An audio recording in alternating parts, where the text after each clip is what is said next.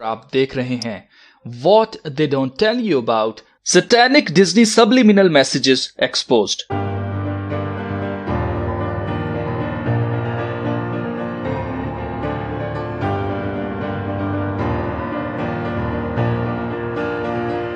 दोस्तों, Disney entertainment को expose करने वाली सीरीज की ये दूसरी वीडियो है। अगर आपने पहली वीडियो नहीं देखी तो आप वो वीडियो लाजमी देखें, क्योंकि उसमें मैंने डिज्नी के बानी वॉल्ट डिज्नी को एक्सपोज किया है कि वो एक घटिया आदमी और शैतान का पुजारी था, जिसका मिशन छोटे छोटे बच्चों के जहनों में सेक्स, जादूगरी यानी मैजिक और शैतानियत को भरना था। आज की वीडियो में हम डिज्नी के ऐसे सब्लिमिनल मैसेजेस को देखेंगे जिन्हें देखकर आप हैरान रह जाएंगे कि आपके बच्चे क्या देख रहे हैं।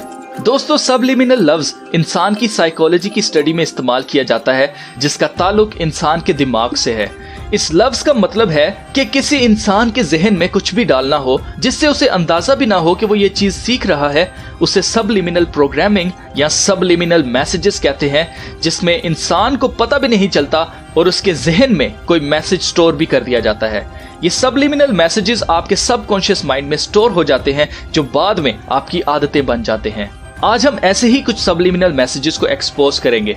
अब ये वीडियो बच्चों के देखने की बिल्कुल भी नहीं है, इसलिए अगर आप 18 साल से कम उम्र के हैं तो आप ये वीडियो मत देखें, और अगर आप 18 साल से बड़े हैं तो अपने जहन को बहुत खुला करके ये वीडियो देखें और समझने की कोशिश करें कि डिज्नी कैसे आपके बच्चों के जहनों से खेल रहा है। चलिए दोस्तों, शुरू करते हैं। ये सब्लिमिनल मैसेजेस कुछ सेकंड्स के लिए दिखाई देते हैं, जिसकी वजह से हमारा कॉन्शियस माइंड यानी शाऊर या हाजिर दिमाग इन चीजों को पकड़ नहीं पाता, मगर हमारा लाशाऊर यानी सबकॉन्शियस माइंड इन सभी चीजों को स्टोर कर रहा होता है।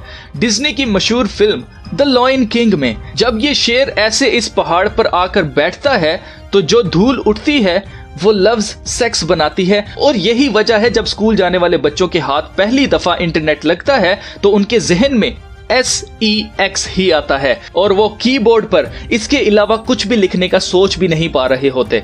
अब आप कहेंगे कि सभी बच्चों ने लॉयन किंग नहीं देखी होती, तो दोस्तों ये सब्लिमिनल मैसेजेस सिर्फ लॉयन किंग मूवी में ही नहीं दिखाया गया, मगर डिज्नी की तकरीबन हर कार्टून में मुख्तलिफ तरीकों से सेक्स की तरफ ध्यान दिलाया जाता है। जैसे टैंगल्ड मूवी के पोस्टर पर ही सेक्स लिखा हुआ है। जानबूझकर ये लफ्ज चीजों में किसी न किसी सीन में बहुत ही जहानत से इंटेलिजेंट वे में ये लफ्ज बच्चों को दिखा दिया जाता है। आपके मासूम बच्चों को ये चीज नहीं पता होती कि वो क्या देख रहे हैं, मगर यही चीज उनकी आदतें बनती जाती हैं जो सारी जिंदगी उनके साथ रहती हैं। डिज्नी मूवीज ऐसी गंदगी से भरी हैं जिसे एक्सपोज करते हुए मुझे खुद बहुत बुरा महसूस हो रहा है, मगर इनको एक्सपोज करना मेरा फर्ज है। अब ये सब्लिमिनल मैसेजेस सिर्फ सेक्स लिखे जाने तक ही महदूद नहीं हैं। आगे आगे चलकर ये और भी गंदे और फहाशा मैसेजेस होते जाएंगे। अब ये तस्वीर लॉयन किंग मूवी से ली गई है। इन पहाड़ों को देखकर आपको क्या लगता है कि ये क्या है? अब ये एक इंसान के प्राइवेट पार्ट को पहाड़ बनाकर दिखाया गया है। अगर आपको लगता है कि मैं खुद से सोचकर ये बना रहा हूं और ऐसा कुछ नहीं है, तो डिज्नी की एक मूवी द रेस्क्यूअर्स के इस सीन में एक नंगी लड़की की तस्वीर लगाई गई है। अब मेरा सवाल डिज्नी से यह है कि बच्चों के कार्टून में इस तस्वीर का क्या काम? लॉयन किंग मूवी के पोस्टर पर ही एक नंगी लड़की बनाई गई है और इस शेर की सिर्फ एक आंख दिखाई गई है, दूसरी आंख बनाई ही नहीं गई। इस मूवी में जगह जगह ऐसी गंदी चीजें दिखाई गई हैं जो हम सोच भी नहीं सकते। इसके अलावा पीटर पैन की मूवी के इस क्लिप को एक्सप्लेन करने की कोई जरूरत नहीं है। इन सब सब्लिमिनल मैसेजेस से बढ़कर जो तालीम या आइडियोलॉजी डिज्नी बच्चों को सिखा रहा है वो ये है कि बच्चे जो अपने माँ बाप की नहीं सुनते, वो जिंदगी में एडवेंचर और फन के साथ नई नई चीजें एक्सप्लोर करते हैं।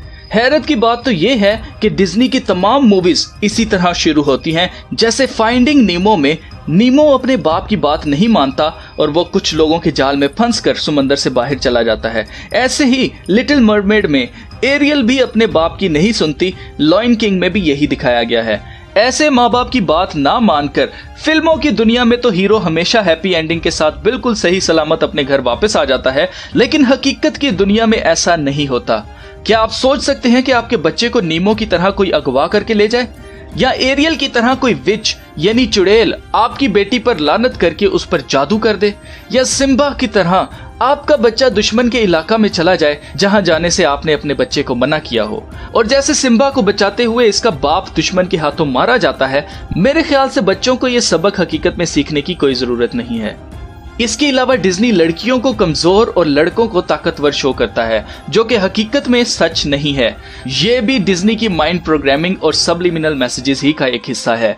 डिज्नी अपनी प्रिंसेस यानी शहजादियों को हमेशा दुबाने वाले माँ बाप ही देता है, जैसे जैस्मिन, ब्रेव, लिटिल मरमेड और फ्रोजन में ये चीज साफ देखी जा सकती है कि इनके माँ बाप इनको जिन चीजों से मना करते हैं बच्चे वही करते हैं। हम खुद अपने बच्चों को ऐसी मूवीज दिखाते हैं, फिर हम सोचते हैं कि हमारा बच्चा हमारी बात क्यों नहीं सुनता। कलाम मुकद्दस में लिखा है कि अपने बच्चे की तरबियत उस राह पर करो जिस पर उसको चलना है, वो बूढ़ा होकर भी उससे नहीं मुड़ेगा। हम खुद अपने बच्चों को कार्टून्स लगाकर दे देते हैं ताकि हमें थोड़ा वक्त मिल सके, और उसका रिजल्ट ये आता है कि बच्चे माँ बाप के नाफरमान हो जाते हैं और जिंदगी में हमेशा दुख उठाते हैं। डिज्नी हमेशा अपनी शहजादियों को मुश्किल में डालता है और उनको किसी शहजादे का इंतजार होता है कि कोई आए जो उनको रेस्क्यू करे और इनको दुश्मनों से बचाए।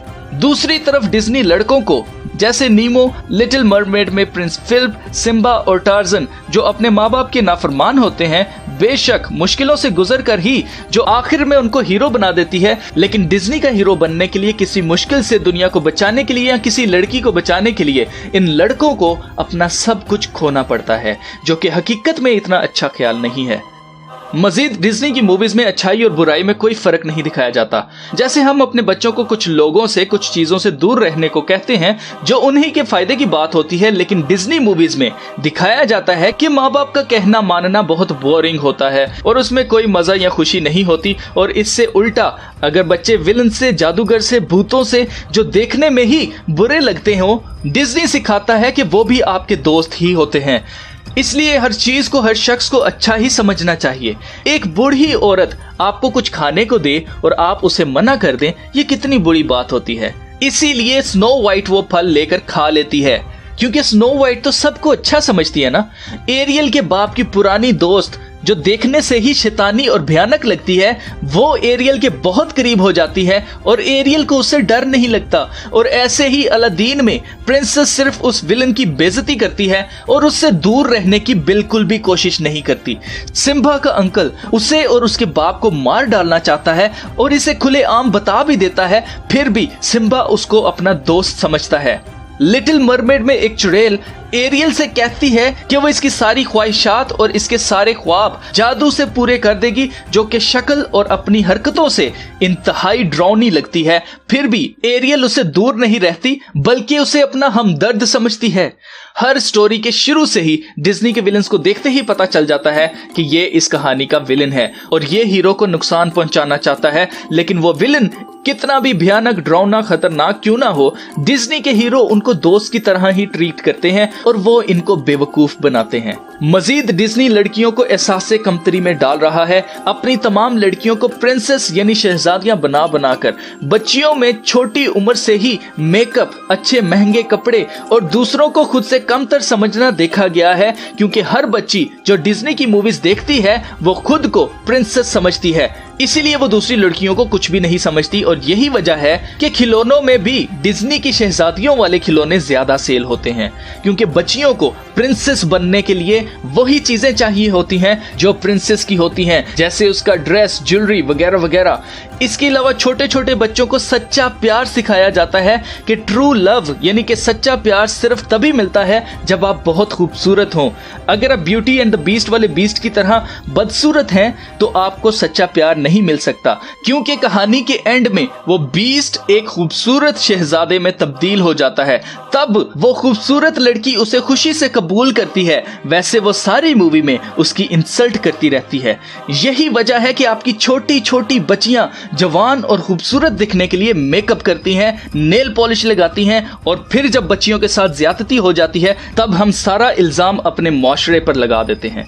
बच्चियां खुद को प्रिंसेस जैसी खूबसूरत बनने के लिए इन चीजों का सहारा लेती हैं, जबकि खुदा ने हम सबको अपनी अपनी जगह बहुत खूबसूरत बनाया है। और सच्चा प्यार शक्लो सूरत से नहीं मिलता, बल्कि अच्छे इंसान से मिलता है। इन सब बातों के सबूत के तौर पर हम डिज्नी के चाइल्ड स्टार्स को देख लेते हैं जिन्होंने डिज्नी में काम किया जब वो बच्चे थे, और जैसे ही वो जवान होते हैं वो मासूम और अच्छे बच्चों से बुरे और सेक्स सिंबल्स बन जाते हैं। मिसाल के तौर पर माइली साइरस, जिसे हैना मोंटाना के नाम से जाना जाता है। माइली साइरस की बहुत बड़ी फैन फॉलोइंग है, और जैसे ही ये जवान हुई आप देख सकते हैं डिज्नी ने इस बच्ची के साथ क्या किया। इसे एक फहाशा लड़की बना दिया जिसे जरा सी भी शर्म नहीं है। रैकिंग बॉल की म्यूजिक वीडियो में इसे मुकम्मल तौर पर नंगा दिखाया गया है।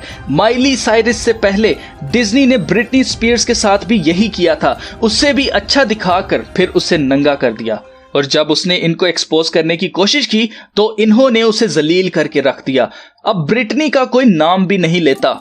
इसी तरह अमेंडा बायंस ने भी इनको अपने ट्विटर अकाउंट पर एक्सपोज किया कि ये लोग इन लोगों के दिमाग के साथ छेड़छाड़ करते हैं और जो बोलने की कोशिश करता है उसे पागल करार देकर उसे बदनाम कर देते हैं।